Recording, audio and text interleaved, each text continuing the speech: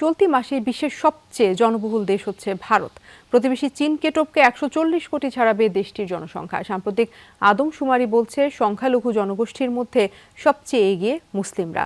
ভারতের মোট জনসংখ্যার 13% মুসলমান।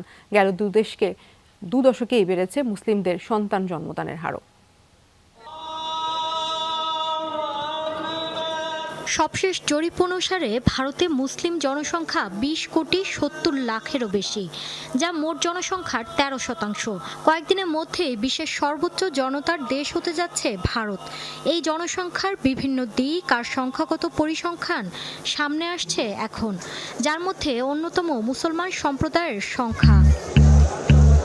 আদমশুমারি অনুযায়ী দেশটির সর্বোচ্চ মুসলিমের বসবাস উত্তরপ্রদেশে, যা কিনা কট্টর হিন্দু অধ্যুষিত রাজ্য।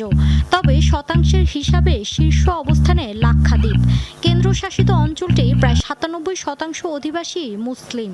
অবশ্য সময়ের সাথে পাল্টাচ্ছে সন্তান জন্মদানের চিন্তাভাবনাও।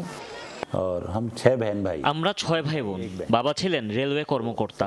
তার স্বল্প বেতনে সবার লেখাপড়া তো দূরের ব্যাপার, খাবার ঠিকভাবে জুটতো না। তাই বড় 2 ভাই ব্যবসা শুরু করে ছোটদের পড়িয়েছি।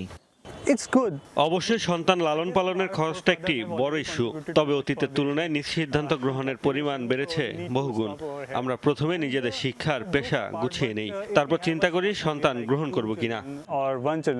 বিশেষজ্ঞরা বলছেন, হিন্দু রাজ্যগুলোয় মুসলিমদের সংখ্যা বেশি হলেও আধুনিক চিন্তাভাবনা ঘটাচ্ছে প্রসার।